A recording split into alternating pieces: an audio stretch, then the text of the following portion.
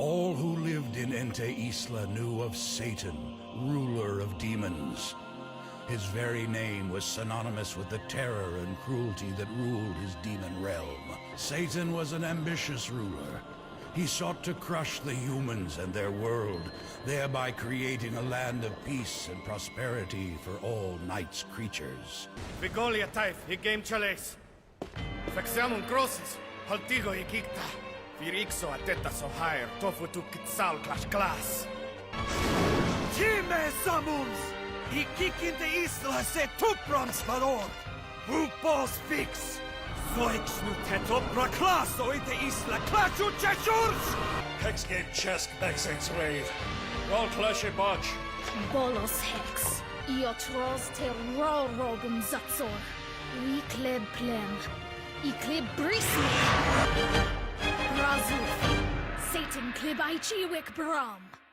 Achuk baz tu lebta, roll fifix roll. Rotriu. Jukrob taif! Roll? Osri Ronolu! Vexta Samun Brahms! I see. So because there is insufficient magic in this pathetic realm, we are unable to retain our demonic forms. Yes. Never mind her. Money is clearly of the essence in this human society, so we need to possess it somehow. I cannot afford to expend more of my magic, so that means we really only have one option left to us. And what is that, sire? Hello and welcome. Would you like to try a meal today, sir? Nah, just a cheeseburger and a small spark. Of course, sir. Might I also interest you in some black pepper fries with that? It's our featured item. Nah, thanks though. Yes, these little continuous efforts are necessary for my eventual comeback as Lord of Demons. Let me get your change. Do you believe there's a chance we can recover our powers? Hoping so. I mean, why stop at just Ente Isla? Why not rule this world too?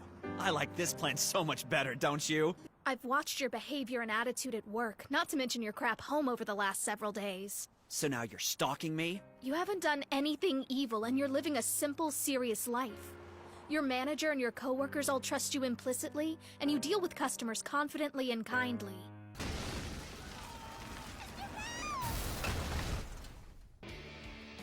Take care of Chi. These people need me. Hopefully there aren't many casualties, but we don't have time to wait for the rescue squad. All right, it's time to go. What? Why? Why would the devil rescue humans? And that was the last time I ever saw my father. Several days after I was separated from him, our village was burned to ashes by the demon army sent to crush the West. What are you doing? You're the devil! So why haven't you been acting like a demon at all? Like not a single atrocity! I honestly don't understand where all this is coming from. No, you're poor, you cook, you're respected at your lame job, you charm your way into the hearts of high school girls! Huh? Why are you being so courteous? What? Why be nice to me? To people? Why are you being nice to this world? If you have the capacity for compassion, if you have the capacity for kindness, why didn't you show it when you killed my father? The devil I know is cruel and vicious. He murders humans and squashes them under his feet like they were bugs. And do you know what makes that devil happy? Death and destruction and sorrow and blood! You burned our fields with your fire, destroyed our castles with lightning, you swept away our towns with floods. You're the ruler of demons and you allow your monsters any brutality. I swear I will never forgive you. Our home, our fields, my father's life. You took away everything I've ever loved. I was happy. You destroyed it all. Never. I'll never forgive you.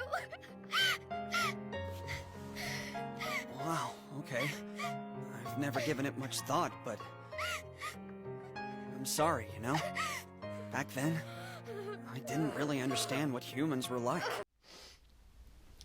Hey there, Janvi, it's Tuesday. The video clips you just watched was from an anime by the title of The Devil is a Part-Timer, a whimsical and light-hearted anime that has a very interesting, if difficult to answer, moral dilemma at the center of it. Did I actually get that right? Yes! As the title of this vlog implies, this series asks a very fundamental question of, can bad people change, and can we forgive them? These seemingly simple but somewhat difficult questions to ask are things that we can really use in our day-to-day lives, as there will be, I'm sure, someone in your life who has wronged you and has challenged you to find out if you can actually forgive them for what they did, or move on, or just never let it go. While this anime is a tad on the extreme side, Satan has committed many heinous crimes. Though left ambiguous, they allude to murder, general violence, probably torture in there somewhere, you know, just being a villain overall, and has likewise permitted his minions and his armies to perform similar acts. After coming to our world, he slowly changes, working a menial part-time job and doing what he can to help himself, his friends,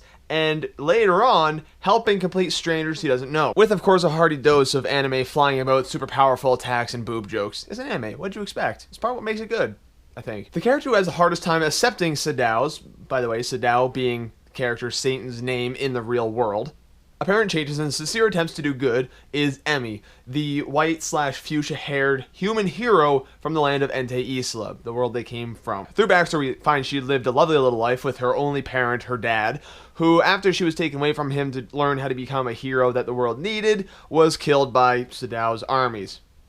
Lovely. She seems absolutely opposed to the idea that someone like Sadao can change, and is suspicious of every one of his actions and motives through the entirety of the series. Granted, the anime presents it as if she's being unreasonable, but really when you think about it, is she actually being unreasonable in her lack of understanding and forgiveness for his past crimes? This kind of dilemma is something we can more or less relate to in our day-to-day lives. Though we probably aren't going to know someone who has murdered thousands upon thousands of people and let his armies go loose, I'm sure we'll have known somebody who has wronged us to some extent or another in our lives. I'm certainly no stranger to holding a grudge. We all know it sometimes feels like it's easier to kind of blame that person for everything that has gone wrong in that instance and hold it against them in perpetuity. But is it really right to believe something so simple and horribly inaccurate? To believe that people are just their actions and not more complex under the surface? Believing that people can't change is something that's insanely unhealthy for us, yet something we do far too often. Take a moment, pause this video, and just think, is there somebody who's wronged you in your life? You can go ahead and pause. I'm not going anywhere. I'm just a digital representation of something that happened in the past. Are you still angry at them? Frustrated? Spiteful? Like Merlin, for example. You've eaten so many of my skeletons and miniatures, I should want to hate you. I kind of want to wear you as a hat, but I can't be mad at you for too long as you shed all over me. Sheddy cats. Odds are good that there's at least one person in your memory that you harbor negative feelings against. Now, what's the other end of this argument? We're all familiar from one end to another, the saying, to err is human, to forgive is divine. But when does it become impossible to forgive? When has someone done something to us that we can't forgive and that is just so wrong? Most of us are taught from a young age to believe that everyone deserves a second chance. And while in a younger age that can seem a lot simpler than it actually is, as you go on in life, you start seeing things and actions that make it harder for a person to just forgive you and give you a second chance. The guy who takes the last candy from the dish, the driver who cuts you off in the parking lot, the woman forced into rehab against her volition, the person who is charged with theft from a company they worked for, the killer who's given parole for murders he's committed in the past. When do you not forgive? Now, I'm sure in that list, a couple of those last ones probably sounded a bit dubious at best to you, which is reasonable, but at the same time, isn't. Let's develop on that a little bit more. Let's try this.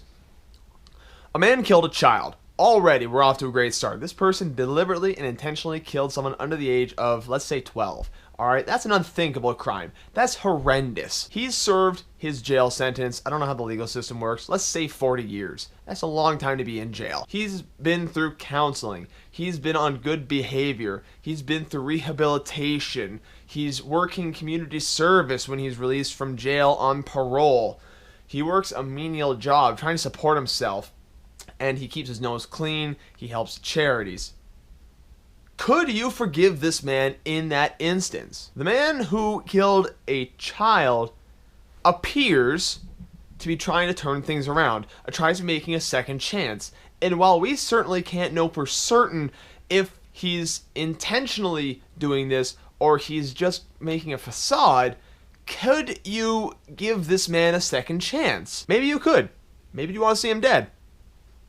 If you could forgive him, though, what if the child this man killed was yours? What if it was a niece or a nephew? What if this was a neighbor's child or someone close to you like that?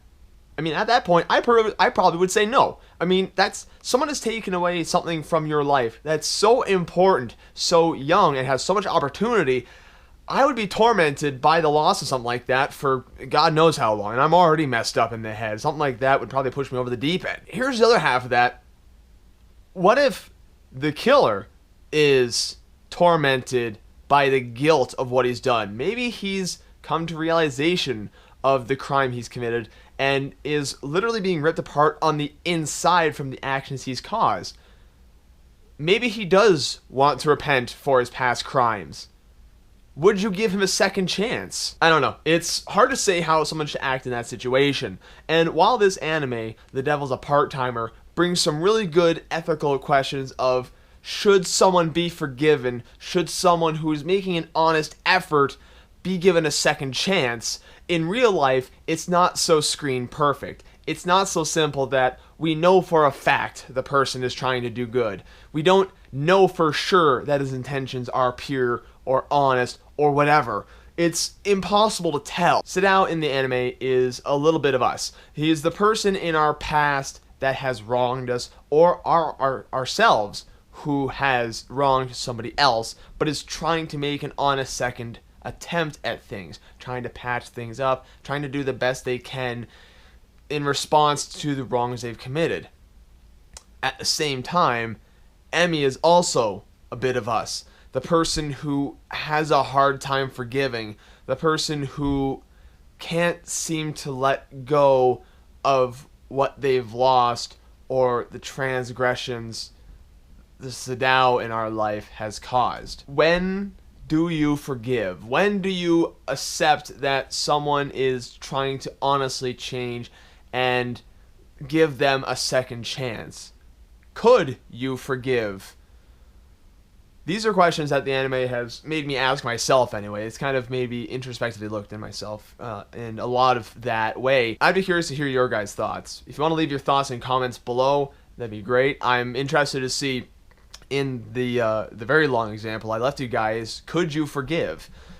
Yes, no, thoughts, just whatever you got, I'd be interested in reading. Thanks so much for watching, guys. I hope I'll see you guys in the next video. Keep thinking, keep things real, and forgive somebody for something, no matter how small. A small act of forgiveness is huge in yourself, in them, and a small act of forgiveness is what helps mend this world, which is, let's be honest, a bit of a mess.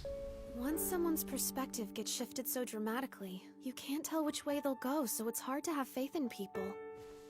There's always those ones who take advantage of the chaos to do bad things, you know? But then others are so kind-hearted they'll do whatever they can to help you, even after they've lost everything.